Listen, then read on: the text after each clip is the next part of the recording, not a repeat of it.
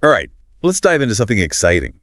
We're going deep with English for Travel, Beginner's Guide. A great pick. It's fascinating how this guide goes beyond just like listing basic phrases. It gets into the why, you know? Yeah, exactly. Like, it got me thinking about politeness. I mean, as travelers, we're always told to be polite, but Yeah. wouldn't it just be easier to be direct?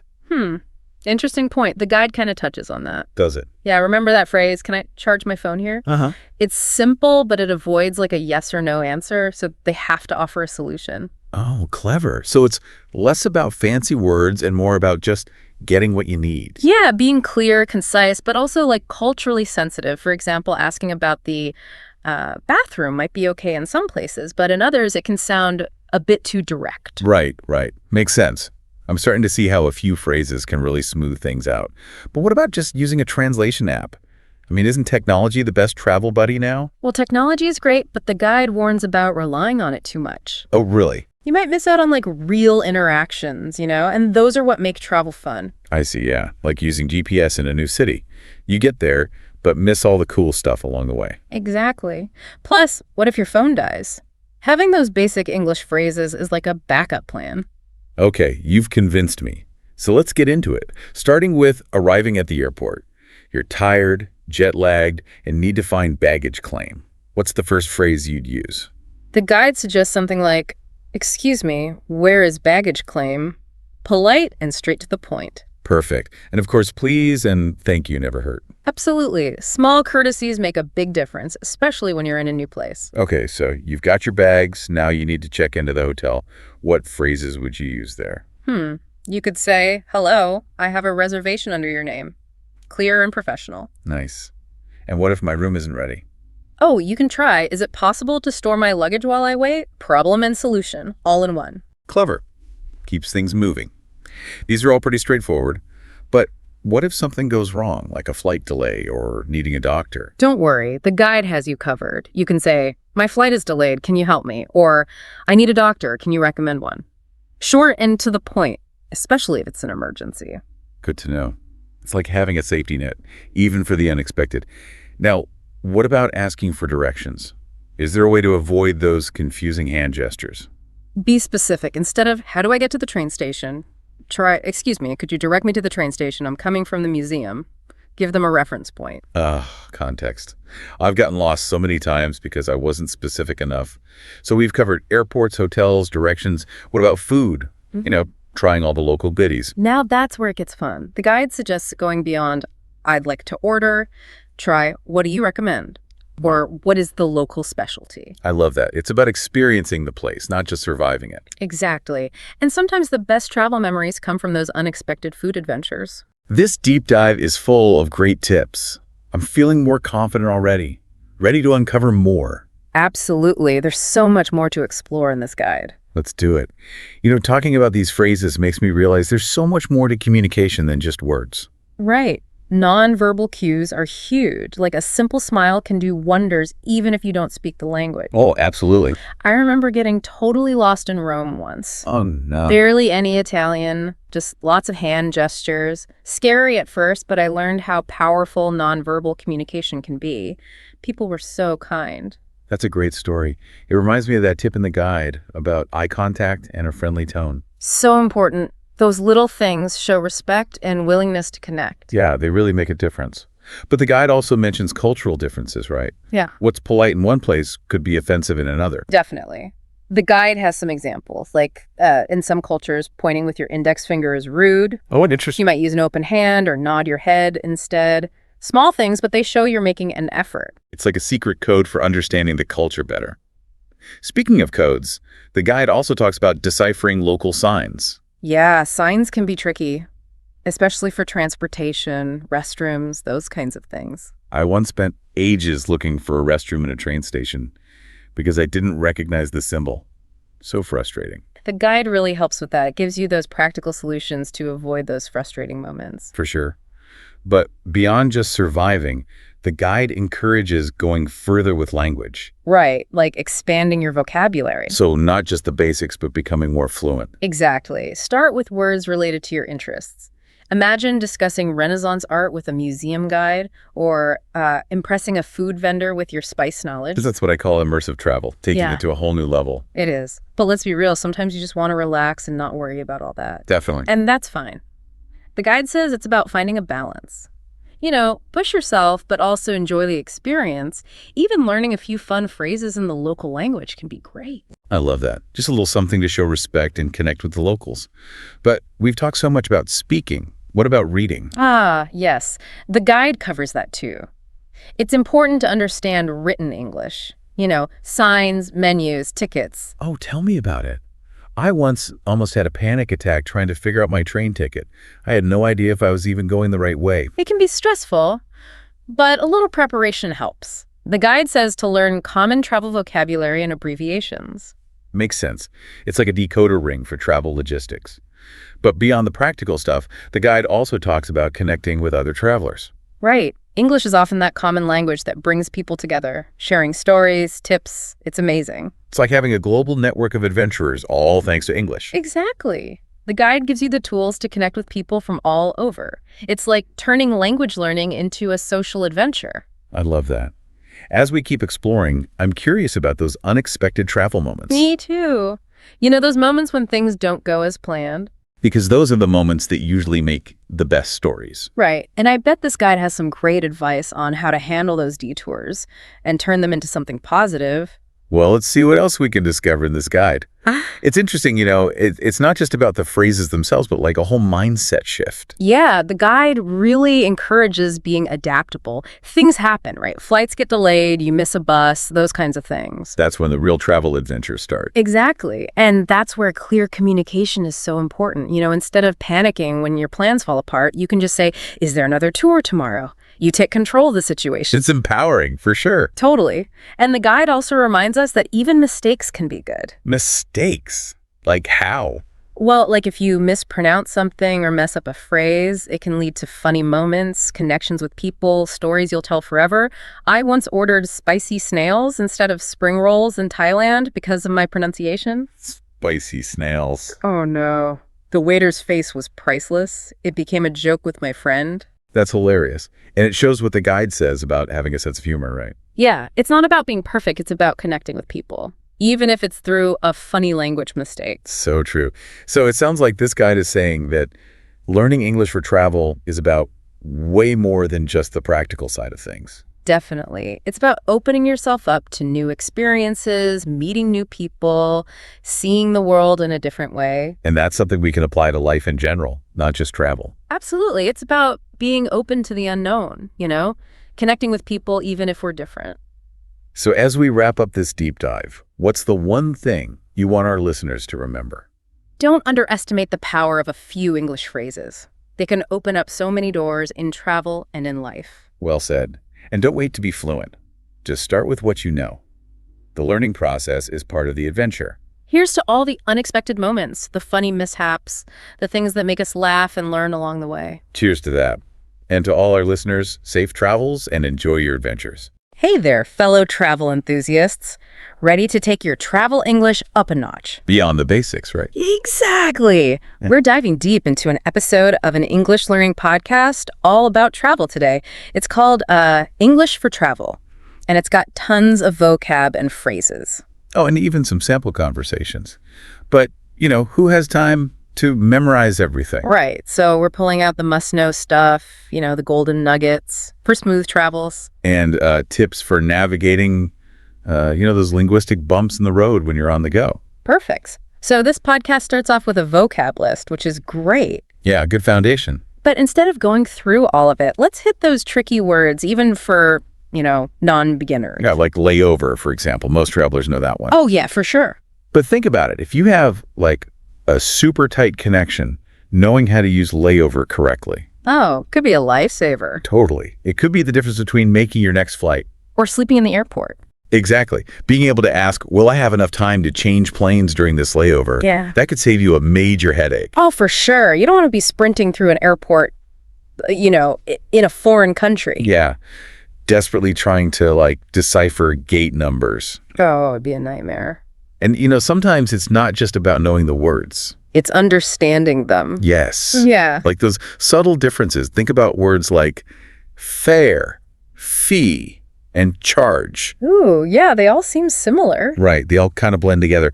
But knowing when to use each one, especially like when you're dealing with money and tickets. Oh, it could avoid so much confusion. Absolutely. Honestly, I've been in situations where I was like, wait, which word is it? Yeah. Yeah. And it made things so much more complicated. Right. I'm already feeling smarter just thinking about this. It's all about that precision. Right. Yeah. Using the right word at the right time makes you A little sound confident. yes. And fluent, even if you're not quite there yet. Exactly. Okay, so tricky vocab, check. Now, what about phrases we can actually use? Yeah. In real travel situations. Real talk, not just textbook stuff. The podcast gives a bunch. It does. But let's focus on the ones that'll, like, get you the furthest. Yes. When you need to think on your feet. Like, oh no, what do I do? Right. Let's start with a classic airport scenario. Imagine your luggage, it hasn't shown up at baggage claim. Oh, okay, I'm already stressed. That panic starts to set in. Yeah. What do you do? I'd be, like, frantically looking for someone who looks official, Right. So you find an airline staff member and you confidently say, "Excuse me, my bag hasn't arrived. It's a colored type of bag with a tag that says your name." Okay. But here's the key. Ask for a reference number for your lost luggage report. Oh, a reference number? I never would have thought of that. Yeah, it's crucial. That way you can follow up if your bag doesn't magically appear. Oh, it's like you're a pro traveler. That's those little details, right? They make all the difference. I'm writing that down. Okay, so I got my luggage, made it to the hotel. You're exhausted from travels, right? Oh, totally. But, my flight home is early the next morning. Uh-oh, that's tricky. So how do I ask for a late checkout without sounding, demanding? Right. You don't want to be pushy. I'd be so nervous. Maybe like, can I please stay a little longer? With some, puppy dog eyes. Uh-huh. That might work, but there's a smoother way. Okay. Try something like, "I was wondering if it would be possible to have a late checkout. I have a flight in the evening, and it would be so helpful if I could stay in the room a bit longer." Oh, that's perfect. It's polite. Right. But it gets your point across. Exactly. It's like, travel diplomacy. I like it. You're building rapport, making it easier for them to say yes. Smooth. Okay, Yeah. What about getting around? The podcast mentions using apps for directions. Oh, yeah, apps are great. Which I totally do. Of course. But what happens when, technology fails? Oh, that's the worst. Phone dies, no Wi-Fi. What do you do? I'm lost. Don't panic. This is where that trusty travel English comes in. Look for someone who seems like they know the area, Yeah. like a local. Yeah. A shopkeeper, a police officer, someone in a uniform. Got it. Approach them with a smile and say, "Excuse me, I'm trying to get to your destination. Could you please point me in the right direction?" Simple but effective. Exactly. I've done that before. And it's amazing how helpful people are. Yeah. Even if there's, a little bit of a language barrier. It's like a little adventure within the adventure, right? I know. And sometimes those unexpected interactions are like the most memorable. Absolutely. Remember, people are usually happy to help, especially if you approach them with a friendly attitude and a genuine desire to connect. Totally. Okay, we've covered some key vocab, must-know phrases, but this podcast we're deep diving into Yes. also includes sample conversations. It's like... Little windows into real-life travel scenarios, right? Exactly. Should we eavesdrop on a few and see what we can learn? Let's do it. These conversations can teach us so much about the nuances of communication, things you won't find in a phrase book. All right. Let's head back to the airport, listen in on a conversation at the check-in counter. Sounds good. This is where it gets really interesting. All right, so in this airport check-in conversation, did you notice how the traveler starts by confirming their flight number Yeah. before asking any questions? Yeah, instead of just like, "Where's my gate?" They say, "Excuse me, my flight number is BA234. Can you tell me where the gate is?" Exactly. It seems like a small thing, but It makes a it difference. sets the tone, for a smooth interaction. Right. They're showing the staff member, like, hey, I'm organized, I'm prepared, Yeah, that's which can go a long way in a busy airport. It's like they're taking charge, even if they're, nervous inside. Exactly. And then, I love how they ask about a cafe. yes. Yes. There's not just focused on getting to the gate. They're thinking about, like, their comfort during the flight. Yeah, their needs. It shows a level of, confidence and self-awareness. That makes traveling so much smoother. Absolutely. Okay, Let's shift gears to the hotel check-in. All right, the hotel. What jumps out at you here? Well, this traveler definitely knows what they want. Oh, yeah. They're not afraid to ask questions. Like what? Like, do you have a gym? Uh-huh. Or is there a restaurant in the hotel? But they're not being, demanding about it. Right. They're still using those polite phrases. Exactly. They're like, could you tell me? Or would it be possible? Right. It's a masterclass in assertive politeness. Oh, I like that. They're clearly stating their needs, but doing it in a way that's respectful. Considerate. Yes. And that can make all the difference in getting good service. In having a positive experience. Absolutely. It's like finding that sweet spot between being a pushover and, A diva. a diva. Exactly. You're advocating for yourself, but you're still acknowledging the other person Right, their role. in the interaction. Yeah, I get it. Okay, let's move on to asking for directions. All right, directions. This is one I struggle with, especially when I'm in a new place I hear you. and the street names are just Ole from I can't even pronounce them. Right. But this conversation, it highlights a good strategy Hey, boy. using landmarks Yeah. instead of trying to, say street names. Yeah. The traveler asks, how do I get to the museum? Is it near the big clock tower? Landmarks. Yeah. They're like visual anchors. Exactly. You can remember them even if you're in a totally new environment, It's much more effective. especially when there's a language barrier. For sure. Plus, it shows you're paying attention Yes. to your surroundings, which is always good when you're traveling. Absolutely. It could even lead to some, fun interactions with locals. Right. Who might point out other interesting things along the way? Okay, so we've analyzed these conversations. We've gotten some great tips. We have. But the podcast also has this section Well, yeah. with general advice for improving your travel English. Yeah. What are your thoughts? Well, they're all solid suggestions, like using those polite phrases we talked about. Yeah. But I think we can take it up a notch. Ooh, expert level tips. What are some things most travel English guides don't tell you? Okay. One of my favorite strategies Yes. is to use compliments as conversation starters. Ooh. It's such a genuine way to connect with people, break the ice. Yeah. Imagine you're at a local market Okay. and you see a beautiful piece of pottery. Okay, I see it. You could say, wow, that's stunning. Did you make it yourself? Ooh, I love that. It shows you're interested Right. in their culture, their craft, and who doesn't love a compliment? Exactly. And even the conversation doesn't go much further. You've still made that connection. You've shared that moment of appreciation. I'm totally trying that on my next trip.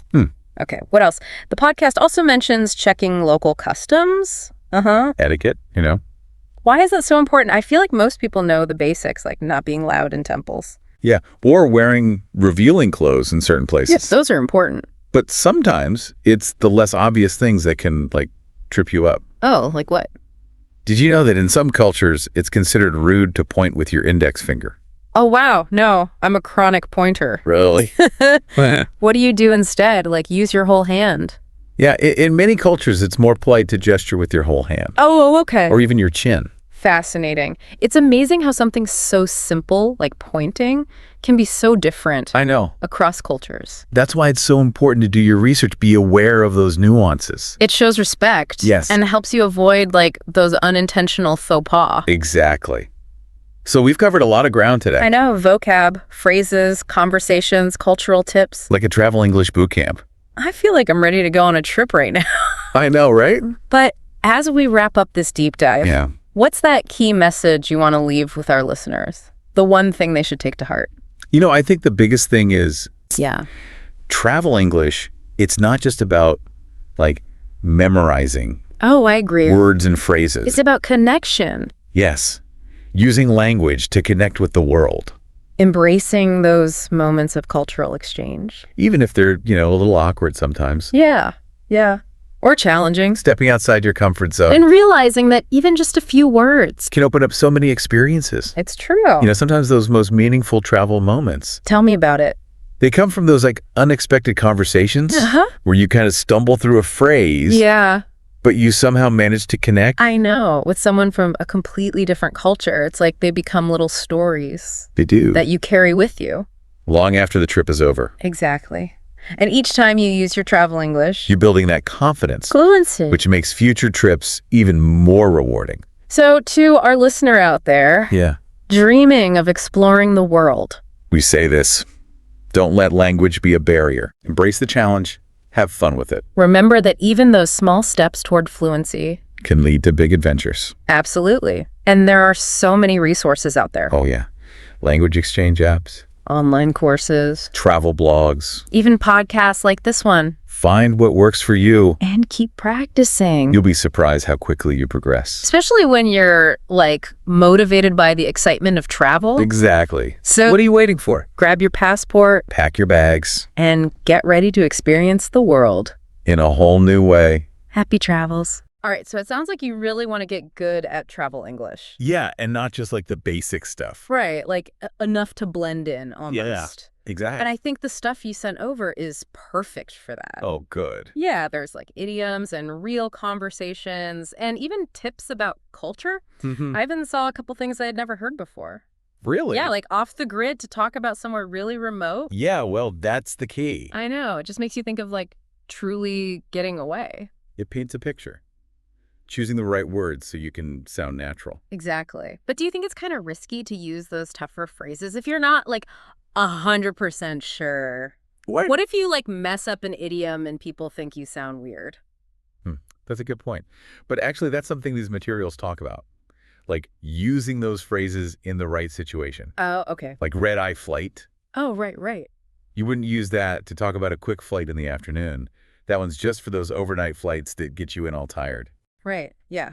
Okay, so it's all about knowing when to use what. Yeah. So I saw cultural immersion in here a bunch. Is that just a fancy way to say being a tourist? Well, not exactly. Think of it like this. It's kind of a range. On one side, you've got the typical tourist thing, taking pictures, going to the big attractions, Right. maybe buying a little souvenir or whatever. But cultural immersion is more than that. Okay. It's about actually getting involved in the local customs, trying to get what the people are about, even if it's just for a little bit. So basically, it's about having a real experience, not just surface level. Yeah. But how do you actually do that? I mean, besides moving to a new country for a year, haha. Well, actually, there are some great examples in here. One person talks about going to this local festival in Spain, and they end up having this random chat with some locals about the food from that region. Oh, wow. Yeah, they probably wouldn't have had that experience if they just stuck to the usual tourist stuff. Totally. See, that's cool because it shows you don't have to be fluent to have a real cultural experience. Right. But what about those times when things don't go right? When you have to deal with some annoying travel problem. Yeah. I feel like that's when my English just kind of falls apart under pressure. Well, that's where the real-life conversation section is really useful. Oh, right. It takes you through all these common things like flight delays or losing your luggage or even asking for directions when you're totally lost. It really focuses on how to communicate clearly, but also staying calm and polite, even if you're freaking out inside. So it's about how you say it, not just what you say. Yeah, exactly. Things like your tone of voice, your body language, those can be just as important, especially when you're dealing with something stressful. There's this conversation in here about a traveler who missed their connecting flight because of a delay. They could have gotten mad and demanded something, but instead they just calmly explained it to the airline people, using polite but firm language. And guess what? They got put on a better flight and even got a meal voucher. That's awesome. So being able to really say what you need to say clearly can make a big difference. It's like instead of being stuck, you become someone who can take charge and figure it out. I like that. The power of language. Okay, I'm officially interested. Let's get into some of those real conversations. I especially want to see that dealing with a flight delay one. Yeah, sure. What stuff stood out to you in that one? Well, the main thing I noticed was how the traveler never blamed anyone. Instead of saying something like, "You delayed my flight," they said, "I understand my flight has been delayed. Can you tell me what my options are?" Interesting. Just that little change in how you say it can really change how people hear you. It goes back to how you said it's not just about what you say, but how. Being polite, but still standing your ground. But okay, let's talk about something a little more fun, like checking into a hotel. Is there some secret way to get an upgrade without sounding like a jerk? It's not really about secret words, but more about how you phrase things. There's this great example here where someone, instead of demanding an upgrade, just casually mentions that they like quiet rooms, maybe one with a nice view. Ah, clever. Yeah, it's all about giving the hotel staff a chance to offer an upgrade without making it seem like you're forcing them. I get it. So it's like planting a seed and letting it grow naturally. Yeah. I also noticed a part about getting hidden gem recommendations, like asking hotel staff or locals for tips on those off-the-beaten-path spots. Yeah. Sounds like an awesome way to find places you wouldn't see in a normal guidebook, but isn't that kind of risky? What if the place is a dud? Well, there's always some risk, but that's part of the adventure, right? Haha, true. The important thing is to ask the right questions. Instead of just saying, what's a good restaurant? Try something like, what's your favorite place to eat that's not too touristy?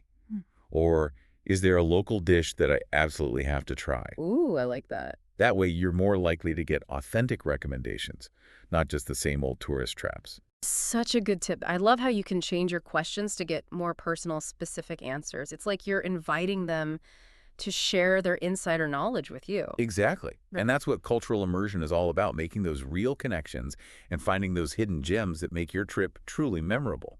All right, my mind is blown. We've covered so much, from why cultural immersion matters to using the right words to even those polite but firm ways of talking.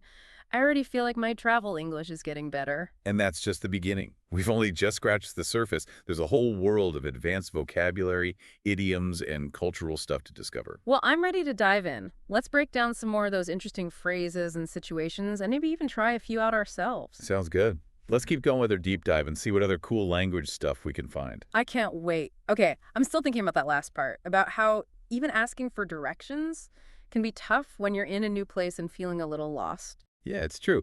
Even something simple like finding a bank can turn into this whole communication thing if you're not ready for it. Right. It makes me wonder, what are some of the common mistakes people make when they're trying to talk in those everyday travel situations?